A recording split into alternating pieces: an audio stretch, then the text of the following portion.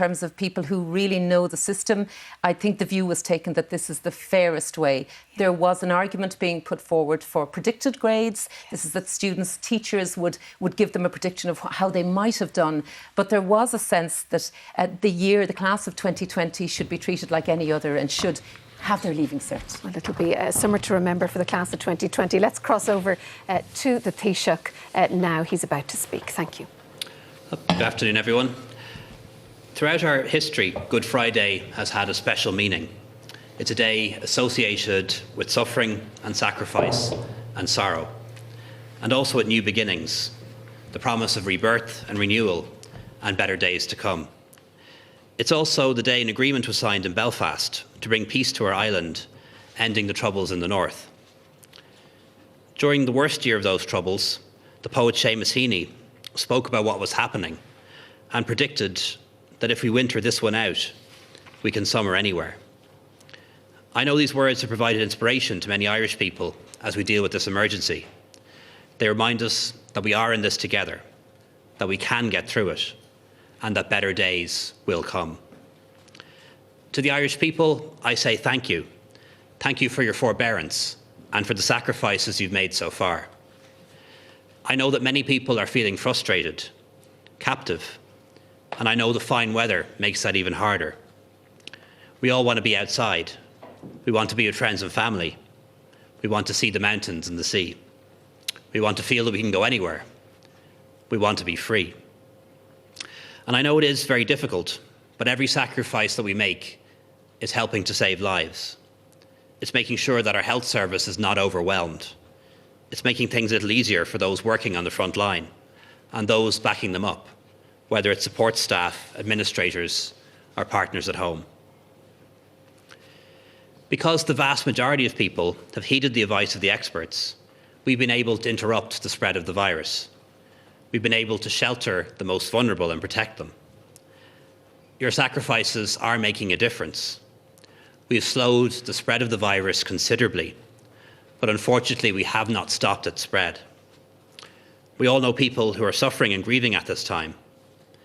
Too many have died, and sadly more will die and get sick before this is over. So today's message is that we cannot be complacent and we cannot lose focus. What we're doing is difficult, but it is making a difference, and we have to keep going. We need to persevere, and we need to maintain our discipline and resolve. The restrictions we introduced 2 weeks ago were set to expire on Sunday. Today, the expert recommendation is to extend them for a further 3 weeks until Tuesday, May 5th. The government has accepted this recommendation. I know many of us would like to know when things will go back to normal and life will be as it was. We are working towards that time, and we're planning carefully so that we get there safely. The truth is, nobody knows for certain when that will be or how our lives will be different when it comes. All we can do for now is to take one day at a time, to think of others, and to choose hope and solidarity over self-interest and fear. Your decisions will save lives. What may be an inconvenience for some will be life-saving for others. So I'm calling on everyone to do what is asked of them, to be tolerant and compassionate, to think about each other before we think about ourselves. Nothing greater will be asked of any of us. In one of his best collections of poems, Heaney celebrated what he described as the human chain of help that can bring out and bring about an almost miraculous recovery. As Heaney wrote, we were all the more together for having had to turn and walk away.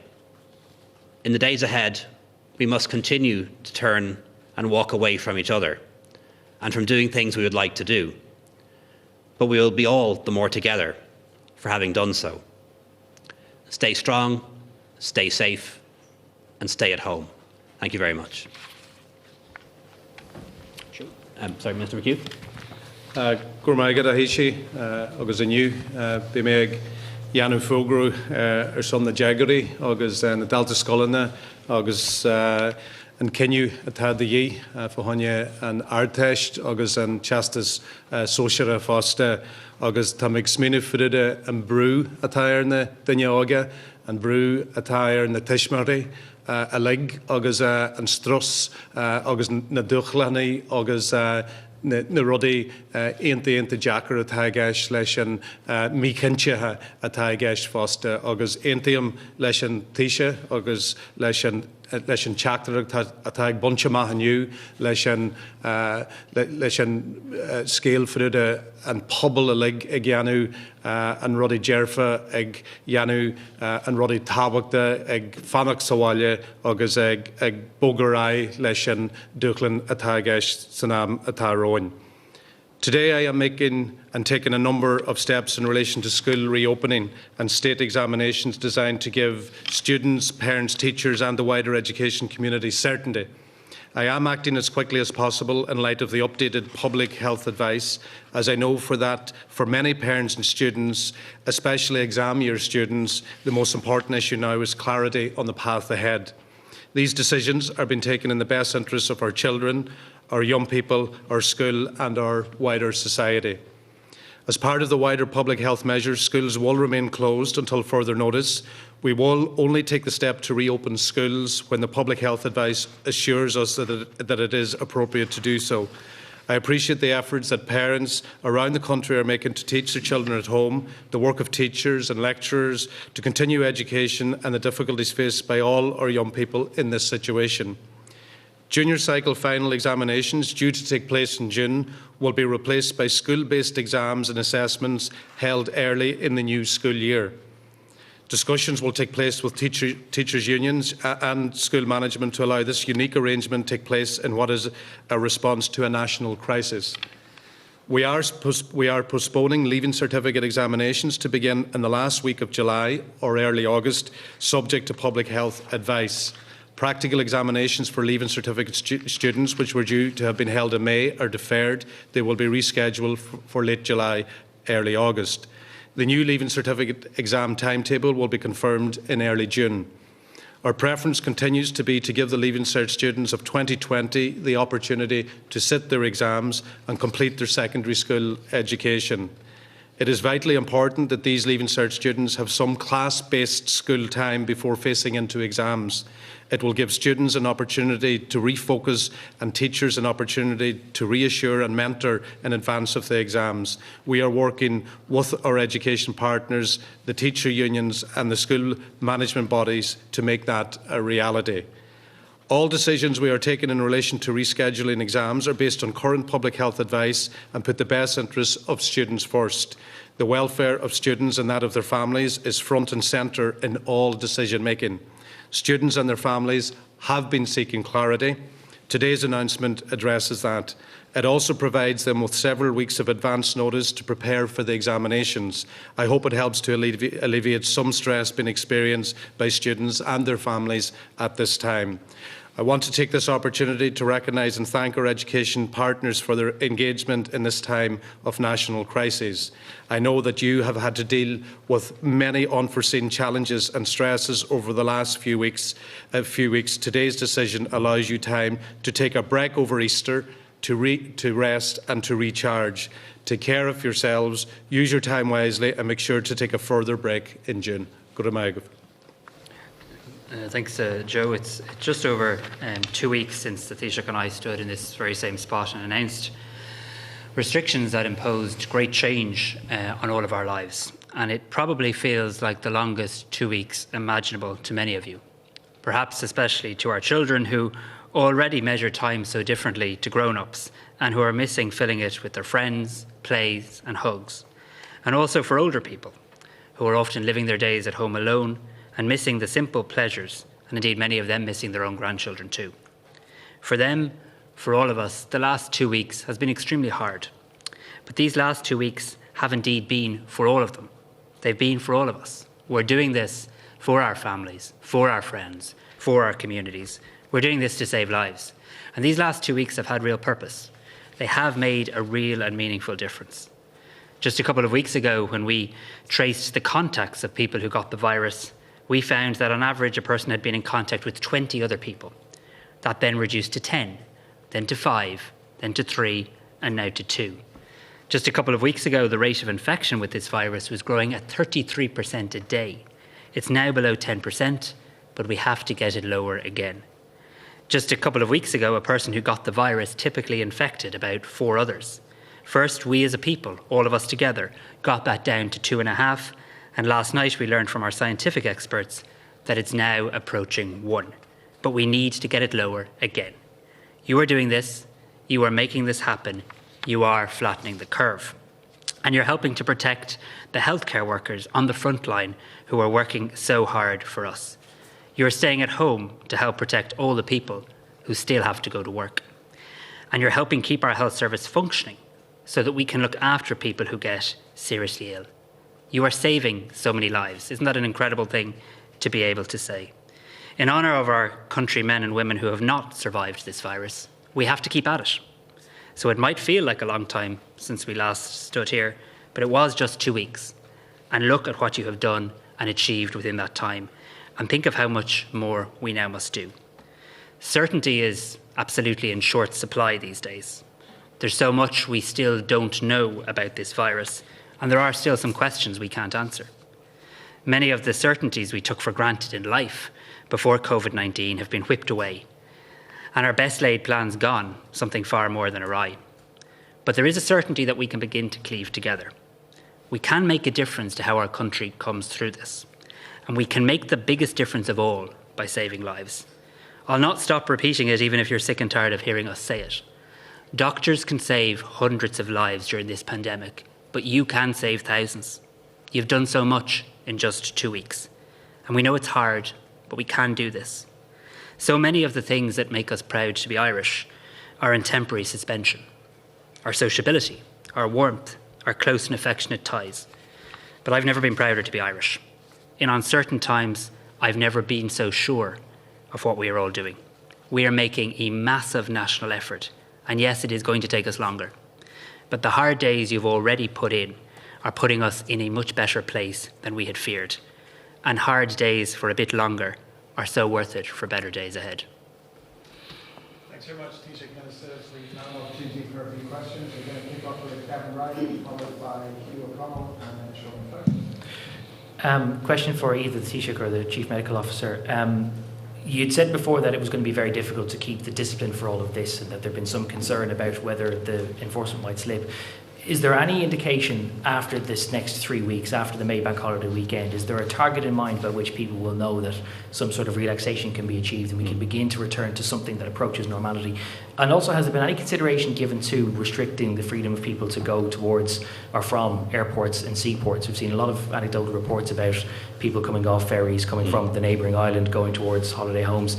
A lot of people are very concerned and frustrated that while they are being subjected to these now legally enforceable measures, that those coming from another island can't, and that the efforts that we're making here could be undermined by their visits. Yeah, just in terms of people going through the airports and also coming over on ferries, I've seen the anecdotal reports, but we have checked this out, and the number of people coming in by ferry is really minimal, and the number of people coming in by flights is down 95%, and those who are Irish people, Irish citizens returning home. But it is something that we're going to keep under review, because we know that in other countries where they've successfully suppressed and contained the virus, like China, for example, like Singapore, their difficulty now is largely imported cases. So, we do know that's something we have to monitor very closely. Just in terms of the restrictions, as you know, they've been extended now until the 5th of May.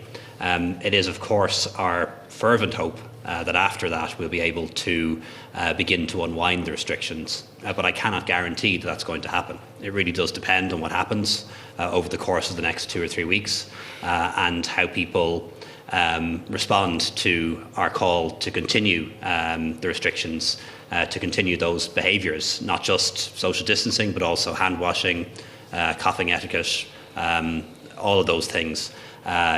If people continue to take those on board and do what they've done over the past 2 weeks, I think we can be more hopeful that in 3 weeks' time we can begin to ease the restrictions.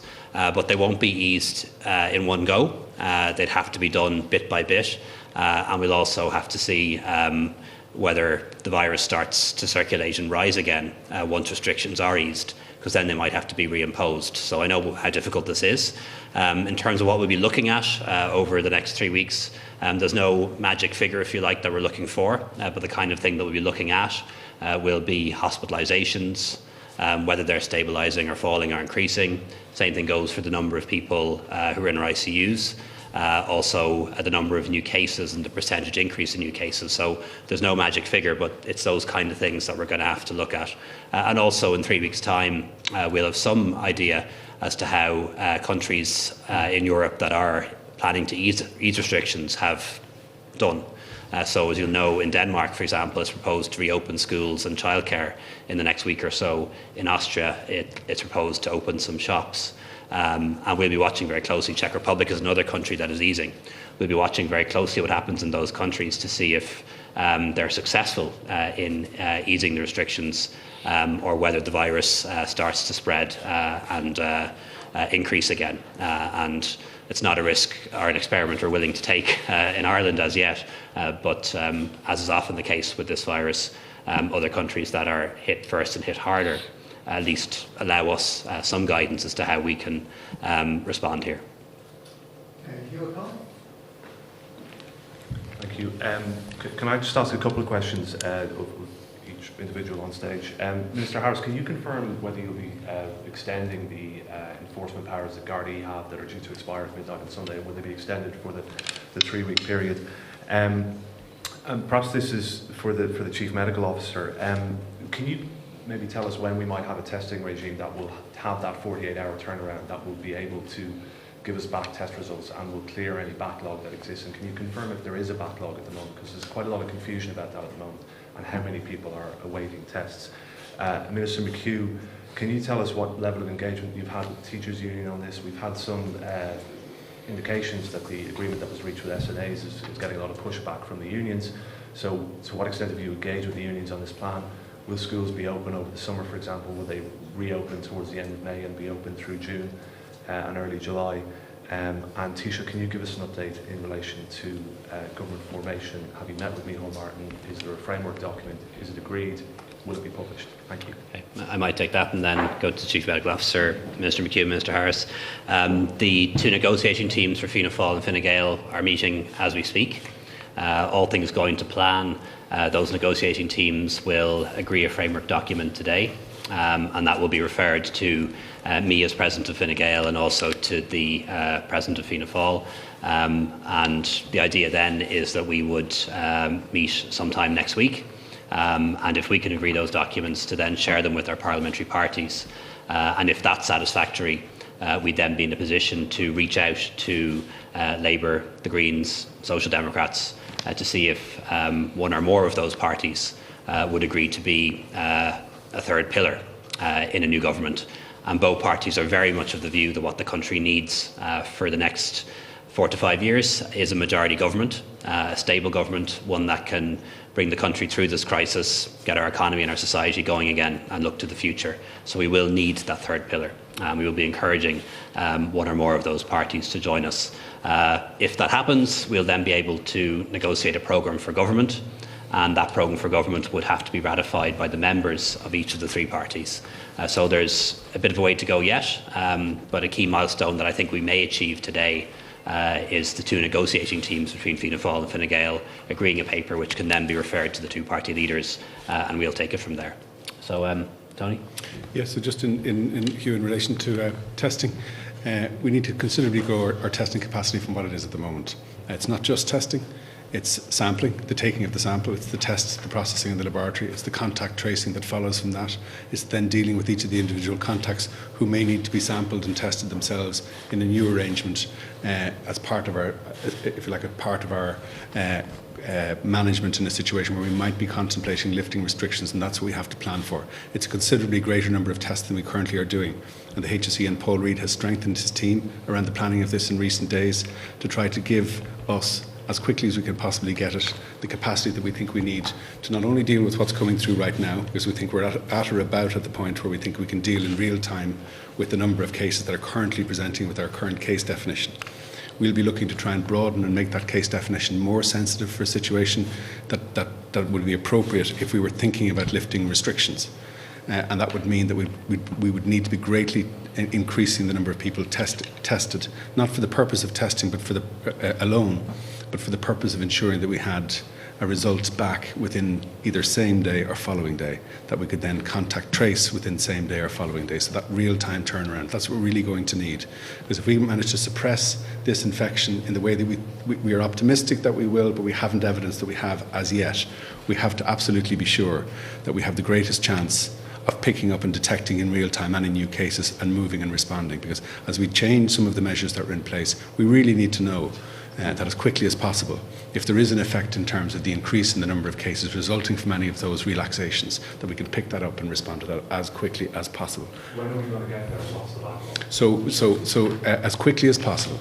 And we're going to need to do that work certainly within the period of time that we now have between now and the end of this month to allow ourselves to be assured that, first of all, the character, and I've said this on many occasions, the characteristics of the disease are such that they are where we want them to be. Ideally, the reproductive number that the Minister has mentioned of 1 is well below 1, that the number of cases coming into ICU is much lower than we've seen, and that's dropped in an encouraging way as we've seen in the course of the last week. We're going to need to see that in place, those disease characteristics in place, and then also those arrangements in terms of the public health management, a really responsive, high-capacity system for sampling, for testing, for contact tracing, and for real-time reporting. And we need all of those requirements to enable us to contemplate a change in the measures that are in place at this moment in time. So in terms of backlog, I know that the HSE has an arrangement in place through Germany. I've given figures every evening this week in terms of the numbers of cases that have come back through that, and I think the HSE is confident that it will have worked its way through that within a matter of days. Two issues you raised in relation to school closures. Schools are closed now until further notice, and at all times will be guided by the public health experts. I've always said that we will need Leaving Cert certificate students in their classrooms for a minimum of 2 weeks. I haven't changed my position on that, and that is important to point out. But in relation to your second question around consultation with unions, there's been extensive consultation. There's been tremendous goodwill at all times coming from the unions and the management bodies as well. And I can say as well that the collective response from them is that they're united in dealing with this problem, whatever it takes to get the Leaving Cert through, whether it's end of July or beginning of August. They will be there to do that. And in relation to where we'll be over the next course of time, we'll be continually monitoring the situation, getting feedback from the public health officials, but most importantly is the consultation. And even during the last few weeks, and last week, for example, I had a web conference with all the spokespersons from the different parties and independents, getting their opinion and their perspective. So we'll continue to keep those lines of communication open. Yeah, it is my intention to extend the regulations to cover the period of the NPHET recommendations. It was always the intention that the regulations would run alongside the recommendations and restrictions of NPHET, so I intend to extend the regulations for the period of these restrictions.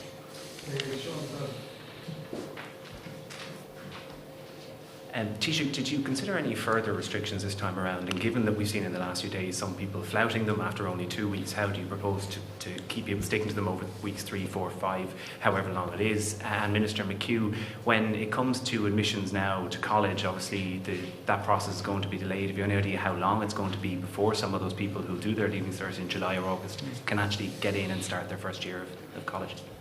Just in terms of the restrictions, as has been the case from the very start, we're very much guided by the advice of the National Public Health Emergency Team, so I might ask the CMO to comment on that.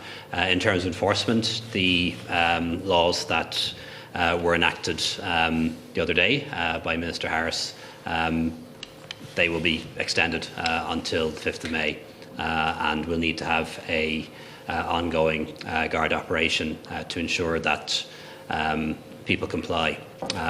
But as I've always said from the start, it's not our desire to turn Ireland into a police state, even for one day, never mind for a month. And I don't want to see those powers used anything other than sparingly. as a last resort. And the vast majority of people have complied, are cooperating, and that needs to continue, and I believe it will continue. And I want to thank the Irish people for their cooperation and their forbearance to date. But the Gardaí do now have very extensive powers that can be used if they have to be used. But let's not use them. Let's all do the right thing. Yeah, Sean, in relation to that transition now from post-primary to third level, we've had a lot of engagement with representatives from the third level sector. They've been very positive, and they have adopted the position of flexibility, that they'll work with the new timeline, and that's really, really important. And whatever decision is taken, I believe it'll be a positive one. And just to widen it out a bit, a lot of our post-primary school students go to Northern Ireland, to go to Britain. We're working and engaging with the authorities in Great Britain as well, because I know timelines, because they're changing now, that there'll be a different timeline for entry into third level in Britain. So our officials have engaged. I've formally written to the Department of Education in London, and also I've been engaging with the Minister for Education, Gavin Williamson, who I spoke to this morning, that he's willing to work with us and he wants to find a solution to this as well. Well, that will be a decision for following the engagement, and obviously today we're announcing the new date, so I'm confident whatever date that'll be will meet the requirements, and whatever date that is, I'm not in a position to give you that today. Okay, next question, Yeah. So we met as a National Public Health Emergency team again this morning, and one of the questions we always ask is, are there additional measures that we need to take? And we gave consideration to that, and our recommendation was to just stick with the current set of measures, but for an extended period of time. What we've seen over the course of the last number of weeks, and as we've been reporting to, is a substantial drop in the so-called reproduction number in the population. It's gone from maybe a peak in this country at around 4, we think, in the early days around St. Patrick's Day, and it's continued to drop, and it's now hovering around 1. We need to be sure that we get it below 1, and we're not certain at this point in time whether we're a little bit above 1 or a little bit below 1, and we need to continue to monitor for another period of time. We're confident that we have the right set of measures in place to achieve that. It's been achieving a continuing drop. Obviously, we see that stall in a way that gives us concern. We might have to give further consideration to that, but we think that's the right set of measures for now, and we haven't advised government to take any additional measures at this moment in time. Taoiseach Varadkar, Cameron Burke from the Journal.ie. I'm wondering if you could give us an update on your conversations with your counterparts in the UK. Are there fears that we will have to remain restricted for longer if their crisis continues as it's ongoing now? And as something of a follow-up to that, the PSNI in the North have launched a dedicated webpage for people to report instances where social distancing isn't being adhered to. Would you consider introducing something like that here? Well, first of all, my counterpart in the UK is in hospital, as you know. So, other than sending him a text message to wish him the best a few days ago, we haven't been in direct contact since the middle of March. But there is, of course, ongoing contact between the Irish government and the British government. So, Mr. Donoghue was in touch with the Chancellor of the Exchequer only the other day, with his counterpart and Secretary of State for Northern Ireland. So really it's a case of just information sharing and communications and giving each other the heads up on things, because the situations you can see in Britain is very different and very much more severe than what we're facing here in Ireland. And what we want to do in Ireland is avoid the scenes and the awful experience that people are having in Spain and Italy and the UK and France, and it's our objective to achieve that, and I believe we can. Obviously, law enforcement is a matter for the Gardaí rather than for me as Taoiseach, but I wouldn't like to get into that space. You know, I have seen, on social media, particularly in the UK, people reporting people for having gone for a second run or for being 2.1 kilometre from their house or that type of thing. I don't really think we should be in that space. The laws are there for the Gardaí to use sparingly, where people are egregiously flouting the rules or where they're not cooperating with the Garda who tells them to go home. But I don't think that we will suppress this virus by becoming the valley of the squinting window. I think we'll suppress this virus by doing the right thing by each other and doing the right thing by our neighbours, and by following the advice that we've received from our expert doctors and our expert team, and bearing in mind in doing so, we're helping to save the life, perhaps of somebody we know, an elderly person or a person with an underlying condition, and we're also making life that little bit easier for those who are on the front line trying to treat this virus. Alan Higgins from the Sun. Minister McHugh, am I right to say that for non-leaving cert students, the school year they won't be going back to school until next school year? No, that's not correct. At the moment, the schools are closed, and that will be the situation until further notice. So we'll be guided by the advice and the expert advice. So no, we're not ruling that out. Taoiseach, there will be people who see 3 more weeks of restrictions today and the good weather at the weekend, and they'll think, well, I'll just relax it for this weekend and I'll go see family, and then I won't see them again for 3 weeks. What would you say to those people?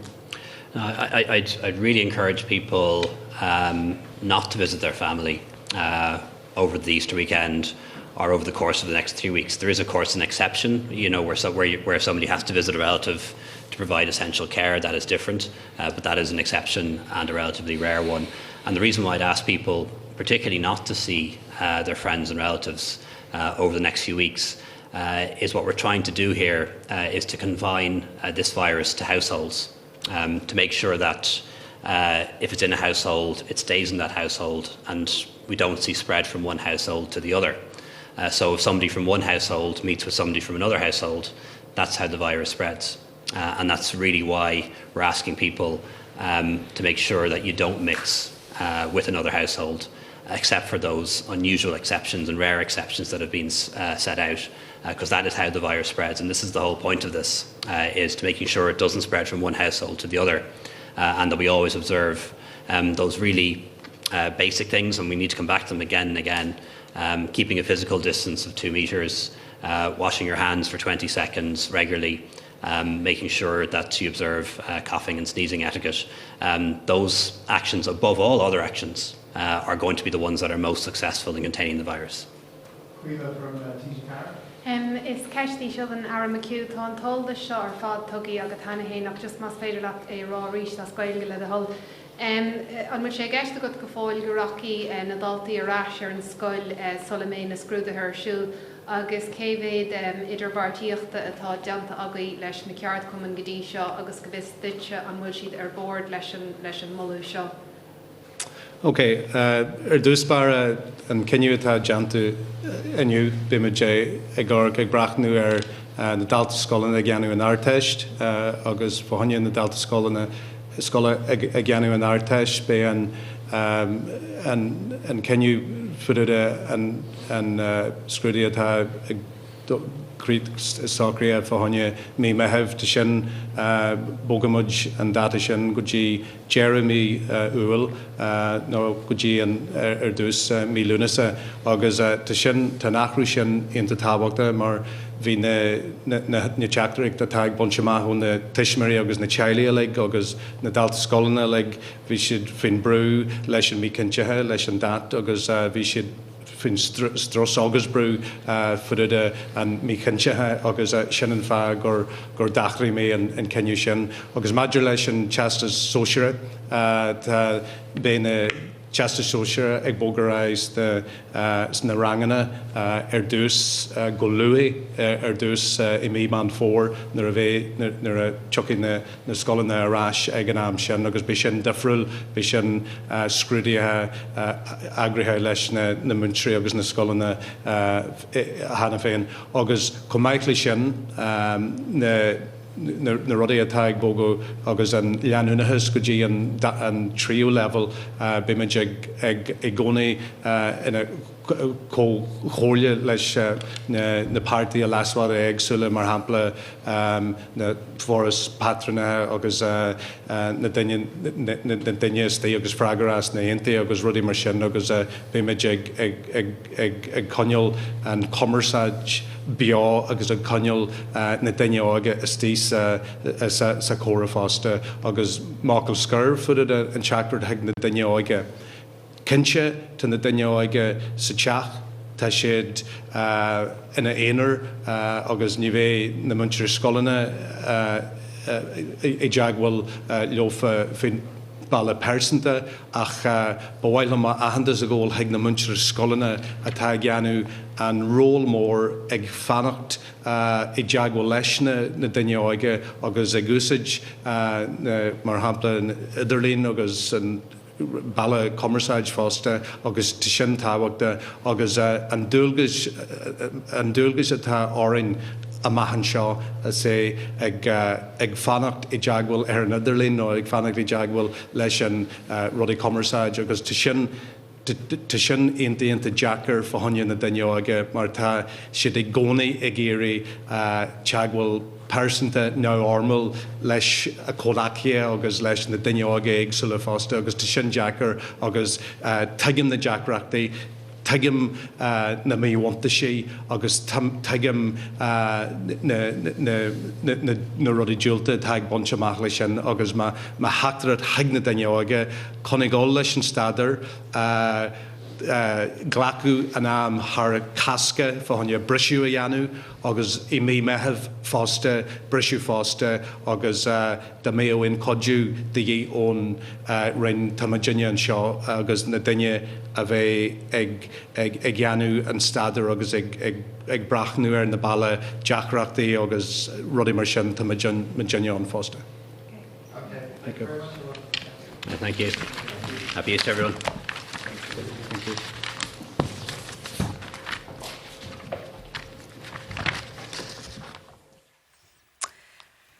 Now we're going to go straight over to Dr. Mary Favier. She's